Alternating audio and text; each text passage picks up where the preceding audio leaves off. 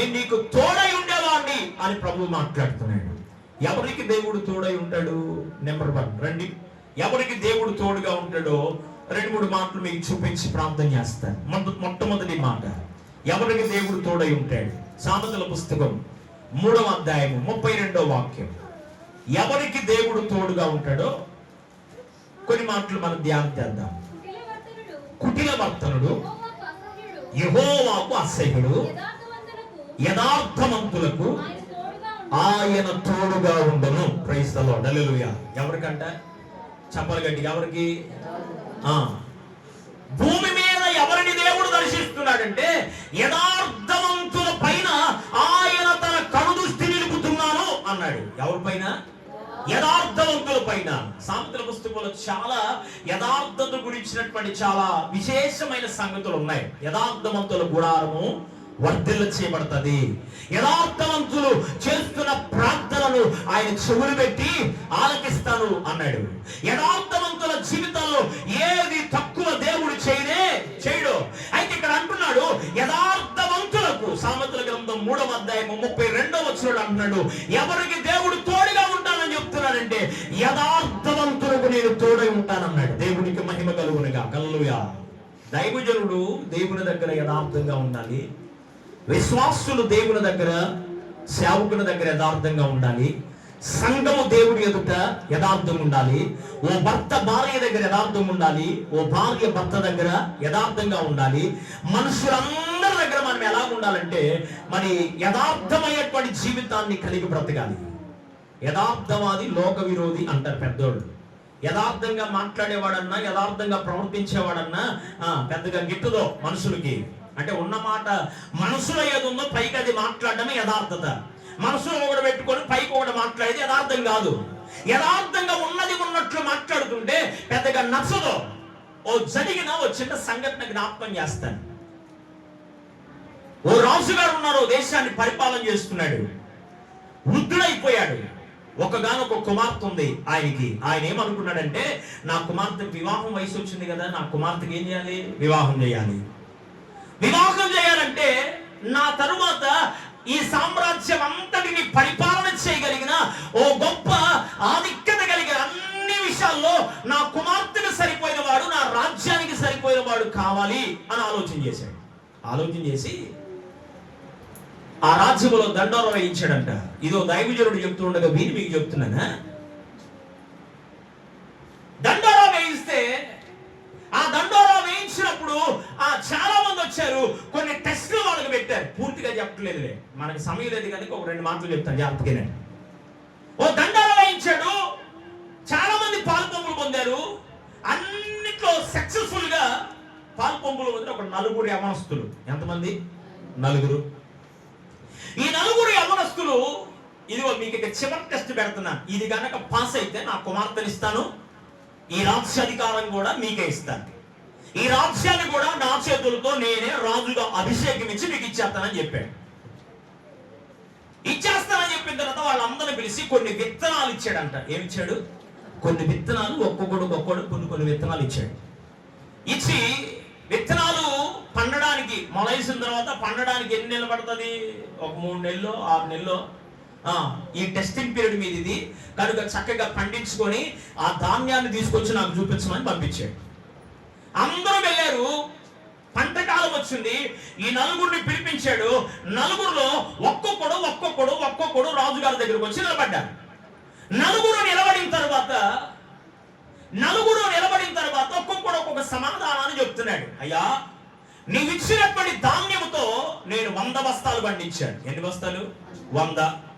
ఇంకోటి అంటున్నాడు, నీవు ఇచ్చిన ధాన్యముతో నేను 80 బస్తాలు పండించాను. ఇంకొకటి అంటున్నాడు, నీవు ఇచ్చిన ధాన్యముతో ఇదిగో నేను ఈ 30 బస్తాలు పండించాను అన్నాడు. ఇంకోటేమో, అయ్యా, నా వంతు ప్రయాస నేను పడ్డాను కానీ, నా వంతు కష్టాన్ని నేను చేశాను కానీ అవి భూమిలో ఫలించరా అని చెప్పి ఆ యవనస్తుడు ఏం చెప్తున్నాడంటే, ఈ రాజుగారితో చెప్పడానికి ముందుగా తల్లి దగ్గరికి వెళ్ళి, అమ్మా, ఇంక నేను ఓడిపోయాను, నా పరిస్థితి తారుమారైపోయింది కాబట్టి ఇంక నేను ఇట్లా ఉన్నానమ్మా, నేను ప్రయాసపడ్డాను కానీ వాళ్ళేమో 100 పండించాడు, 80 పండించాడు, 60 పండించాడు, 30 పండించాడు, కానీ నాకు ఒక బస్తా బియ్యం కూడా రాలేదమ్మా. విత్తనాలు మొలకెత్తలేదు. దానికి కారణం ఏం కాదంటే వాళ్ళ అమ్మగారు చెప్పాడు, అయ్యా యథార్థంగా నీవు ఉన్నావు కాబట్టి నీ యథార్థత ఒక దినాన్ని నిన్ను కాపాడుతుంది. Praise the Lord. హల్లెలూయా. రాజుగారి దగ్గరకు వచ్చి, రాజుగారు నా వంతు నేను ప్రయాసపడ్డాను కానీ అవి ఏం చేయలా, మొలకెత్తలేదయ్యా. కనుక ఈ పోటీలో నేను ఓడిపోయానని ఆ యవనస్తులు తిరిగి నేను వెళ్ళిపోతున్నాను రాజుగారని, నేను ఓడిపోయానని తనకు తానే ప్రకటించుకొని ఒప్పుకొని ఆ రాజుగారి ఎదుటి నుండి వెళ్ళిపోతూ ఉండగా, ఆగయ్యా అని పిలిచాడు ఆ యవనస్తుని. ఆ యవనస్తుని రాజుగారు పిలిచి ఏమన్నాడంటే, అసలు నేను ఇచ్చినటువంటి విత్తనాలు, సరైన విత్తనాలు కాదు. నేను మీకు ఇచ్చినటువంటి సీడ్స్ ఎలాంటి అంటే ఉడకబెట్టి నేను మీకు ఇచ్చాను. ఏం చేసి ఇచ్చాడంట? ఉడకబెట్టి ఇచ్చిన ఏమన్నా మొలతాయా? మొలవు తినడానికి పనికి వస్తాయి, మలయడానికి పనికిరావు. వీళ్ళు ముగ్గురు ఏమాడారు నా ఎదుట? అబద్ధం ఆడారు. వీరు ముగ్గురులో యథార్థత నాకు కనిపించలేదు. 100 బస్తాలు బండలేదు, 80 బస్తాలు బండలేదు. ఎక్కడో తీసుకొచ్చి రాజ్యాధికారం కొరకు నా కూతుర్ని దక్కించుకోవడానికి కొరకే ఇలాంటి అబద్ధమైనటువంటి కార్యాన్ని చేసుకొచ్చి నన్ను మోసం చేయడానికి ప్రయత్నం చేశారు.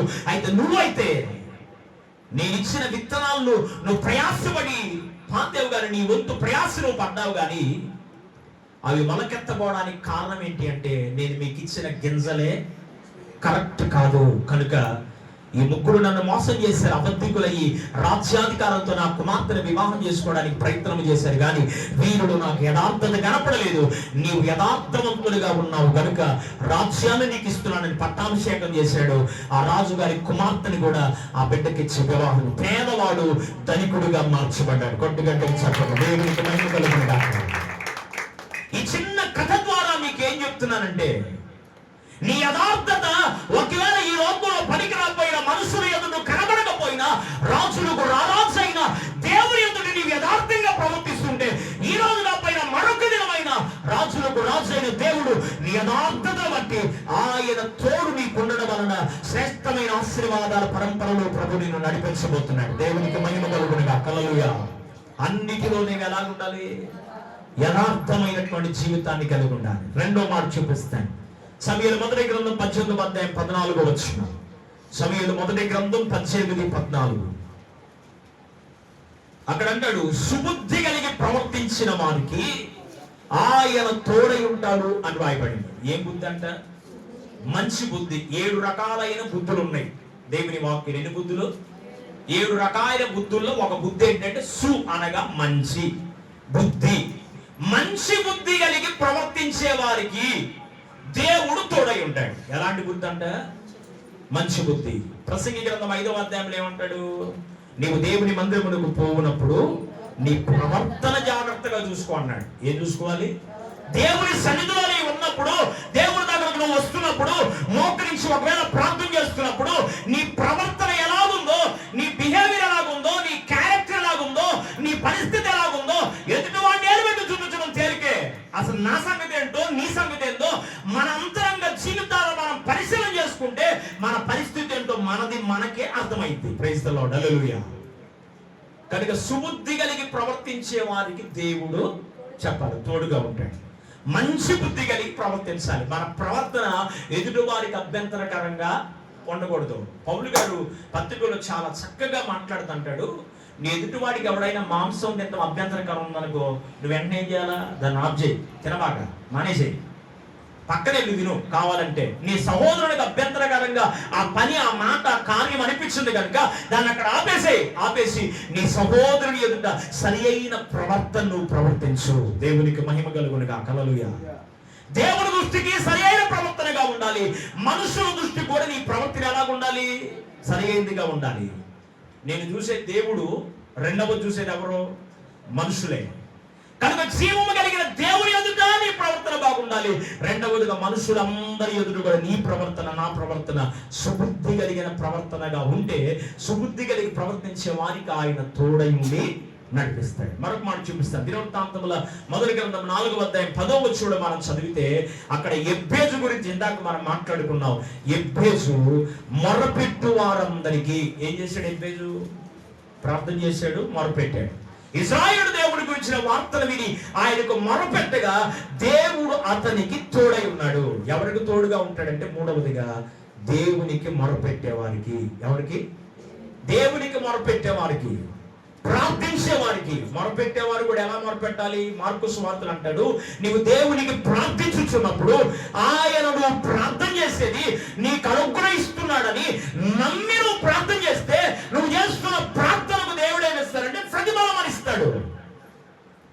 ప్రార్థన చేస్తున్నాం కానీ ఏముంటలే, నమ్మకం ఉంటలా. ప్రార్థన చేస్తారు, ప్రార్థన చేసిన ఒక గంట తర్వాత చేసాం కానీ అయిద్దో అవదాం, ఇంకేం జరిగింది? జరగదు. ప్రార్థన చేస్తున్న మనడు ఏమన్నారంటే, నమ్మకం, సరైన విశ్వాసముతో ప్రభు దగ్గర ప్రార్థన చేస్తే ఎలాంటి కార్యాన్నైనా జీవము కలిగిన దేవుడు ఏం చేయగలడంటే తారుమారు చేసే అద్భుతాన్ని ప్రభు చేస్తాడు. Praise the Lord. హల్లెలూయా. నాలుగవదిగా చూపిస్తాడు దేవుని వాక్యంలో సంఖ్యాకాండం 23వ అధ్యాయం, సంఖ్యాకాండం 23వ అధ్యాయం 21వ వచనం. సంఖ్యాకాండం 23వ అధ్యాయము 21వ వచనంలో ఇద్దరిని గురించి మాట్లాడుతూ వచ్చారు. ఒక వ్యక్తే గాని రెండు స్వభావాలను మాట్లాడాడు అక్కడ. యాకోబులో ఏ దోషము లేదు, ఇశ్రాయేలులో ఏ వంకరతనము లేదు కనుక నేను వారికి తోడై ఉన్నాను అన్నాడు. దేవునికి మహిమ కలుగును గాక. యాకోబులో ఏం కనపడకూడదంట అంటే పాత జీవితంలో ఏముండకూడదు. పాత జీవితంలో ఉన్న దోషం ఇశ్రాయేలుగా మార్చబడిన తర్వాత అదే వంకర స్థితి, అదే పాడైపోయిన జీవితం, అదే దోషకృత్యమైనటువంటి జీవితం, వంకరతనము మన జీవితాల్లో కనబడకూడదు. ఎవరికి దేవుడు తోడుగా ఉంటాడు అంటే దోషము లేని వారికి, వంకరతనము లేని వారికి దేవుడు తోడుకుంటాడు. వంకరతనం అంటే శరీరపరంగా వంకరతనం కాదు. పౌలు గారు మరి క్షమించండి, సువార్తల్లో భక్తులు మాట్లాడుతుంటారు 18 సంవత్సరాల నుండి ఎక్కడుందంట చెప్పరే, ఏడుందా అని? ఇంట్లో లేదు, ఏడుంది? 18 సంవత్సరాల నుండి వంగిపోయినటువంటి ఒక స్త్రీ సంఘములో ఉండేను. ఏడుంది? సంఘములో. ఎన్ని ఏళ్ళ నుంచి ఉంది? 18 ఏళ్ళ నుంచి ఉంది. కానీ తన వంకర జీవితం బాగుపడలా. వాక్యాన్ని వింటుంది, వాక్యాన్ని చక్కగా వింటుంది, కానీ వాక్యాన్ని అనుసరించి నడవలేకపోతుంది. దాని అర్థం ఏంటంటే వంకరతనం నీలో పోవాలి అంటే దేవుని వాక్యాన్ని వినడం మాత్రమే కాదు, దేవుని వాక్యాన్ని విని దాన్ని అనుసరించగలిగిన పరిస్థితి నీ జీవితంలో ఉంటే, అంటే ఒక్క మాటలో చెప్తున్నాను, వాక్యానుసారంగా జీవించే బ్రతుకు నీకుంటే అలాంటి వారికి దేవుడు తోడై ఉంటాడు. Praise the Lord. హల్లెలూయా. దోషము పోవాలి, శాపం పోవాలి, బలహీనతలు పోవాలి, అతిక్రమం పోవాలి, వంకరతనం సరిచేయబడాలి అంటే ఇప్పుడు యాప చెట్టు ఒకటి నాటిన తర్వాత ఏం చేయాలి? వంకరకి వెళ్తున్నారు, ఏం చేస్తాం? దానికి ఒక పుల్ల ఒకటి పెట్టి, స్ట్రైట్ పుల్ల ఒకటి పెట్టి దానికి చక్కగా దాని వంకరతనాన్ని చక్క చేయడానికి ఒక చక్కని పుల్ల, మంచి స్ట్రైట్ గా ఉండేటువంటి పుల్ల కేసి కట్టినప్పుడు అది వంకరకి వెళ్ళింది, ఇంకా వెళ్ళదు. ఆ కర్ర కానుకొని అట్లాగే మన వంకర జీవితం మార్చబడాలంటే ప్రభువుతో అంటు కట్టబడిన అనుభవం మనకు రావాలి. Praise the Lord. హల్లెలూయా. నిర్దోషి అయినటువంటి దేవుడు, దోషము లేని దేవుడు, వంకరతనము లేని దేవుడు, పాపము లేని దేవుడు, నాలో పాపం ఉందని ఎవరైనా నిరూపించగలనని ఛాలెంజ్ గా మాట్లాడిన యేసు ప్రభువారితో నీ జీవితం అంటు కట్టబడితే, ఆయన వాక్యముతో అంటు కట్టబడితే నీలో ఉన్న వంకరతనం అంతా చక్కబాటు చేయబడదు. దేవునికి మహిమ కలుగునుగా. హల్లెలూయా. నీ వంకరతనం పోతేనే దేవుడు నీకు తోడుగా ఉంటాడు. నీ దోషము పోతేనే దేవుడు నీకు తోడుగా ఉంటాడు. కనుక ఇక్కడ అన్నాడు, యాకోబులో ఏ దోషము నాకు కనబడలేదు, ఇశ్రాయేలులో వంకరతనము లేదు కనుక నేను వారికి తోడై ఉన్నానన్నాడు. కనుక మన జీవితాల్లో దేవుని వాక్యానుసారంగా మనం బ్రతకగలిగితే, విని వెళ్ళిపోవడం కాదండి, విన్నటువంటి మనం వాక్యానుసారంగా జీవించగలిగితే నిశ్చయముగా అలాంటి వారికి దేవుడు తోడై ఉండి నడిపిస్తాడు. Praise the Lord. హల్లెలూయా. మరొక మాట చూపిస్తాడు మరి దేవుని వాక్యంలో. ప్రకటన పుస్తకం 21వ అధ్యాయము 22వ అధ్యాయం 21వ వచనం. ప్రకటన గ్రంథం 22వ అధ్యాయము 21వ వచనం. ప్రకటన పుస్తకం 22:21. ప్రభు అయిన యేసు క్రీస్తు ప్రభు వారి కృప పరిశుద్ధులకు తోడై ఉండును గాక. చివరి మాట ఇది. ఆది యందు వాక్యం ఉండెను, వాక్యము దేవుని యందు, ఆది యందు దేవుడు నిరాకారముగా ఉండెనని మొదలుపెట్టి చివరికి ఏమంటున్నాడు? ప్రభువైన యేసుక్రీస్తు కృప ఎవరికంట? చెప్పలు గట్టి విన్నారు కదా సహోదరి చదువు, ఎవరికి? అందరికి తోడై ఉండనుగా అనాలి మామూలుగా. కానీ ఏమన్నాడు అక్కడ? అపోస్తలుడైన యోహాను గారు మాట్లాడుతూ పరిశుద్ధులకు ఆయన తోడై ఉండునుగాక అన్నాడు. దేవునికి మహిమ కలుగునుగాక. ఎవరికి తోడుంటాడు దేవుడు? చెప్పాలి, ఆన్సర్ మీరే. ఎవరికి తోడుకుంటాడు? పరిశుద్ధులకు తోడై ఉంటాడు. హెబ్రీ పత్రిక 7వ అధ్యాయం 12వ వాక్యంలో ఉంది, పరిశుద్ధత లేకుండా ఎవడును దేవుని చూచి ఉండలేడు. మత్తయి సువార్త 5వ అధ్యాయం 5వ వచనంలో అంటాడు, హృదయ శుద్ధి గల వారు ధన్యులు, వారు దేవుని చూచెదరు. మొదటి పేతురు పత్రిక 1వ అధ్యాయం 14వ వచనంలో అంటాడు, నేను పరిశుద్ధులై ఉన్నారు గనుక చెప్పాలి మీరు కూడా పరిశుద్ధులుగా ఉండండి. ఎవరికి దేవుడు తోడై ఉంటాడు అంటే పరిశుద్ధులైన వారికి దేవుడు తోడుగా ఉంటాడు. చివరి మాట మొదటి రాజుల గ్రంథం 11వ అధ్యాయము 38వ వచనం. చక్కగా క్లియర్గా చదివేవాళ్ళు చదవండి. చివరి మాట మొదటి రాజుల గ్రంథం 11వ అధ్యాయం.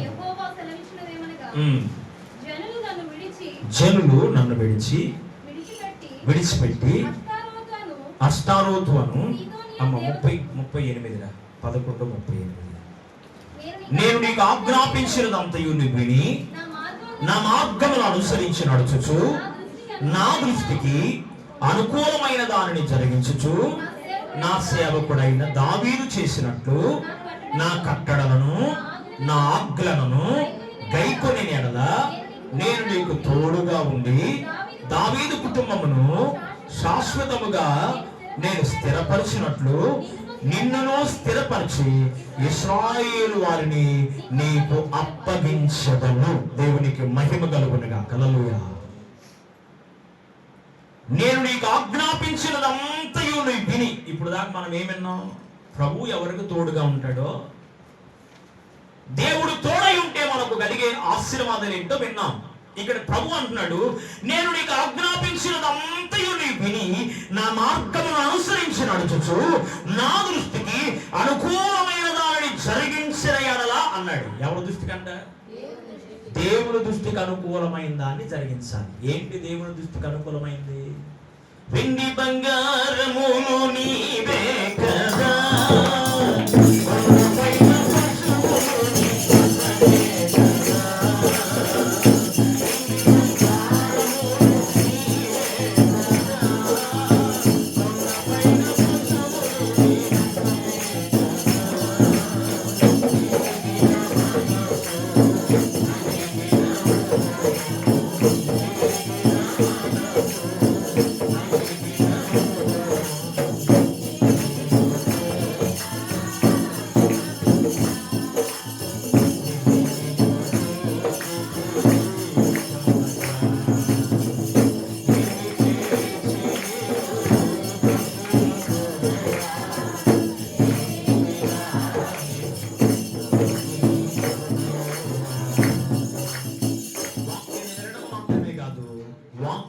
చెప్తుందో దాన్ని అనుసరించి నడవగలరా?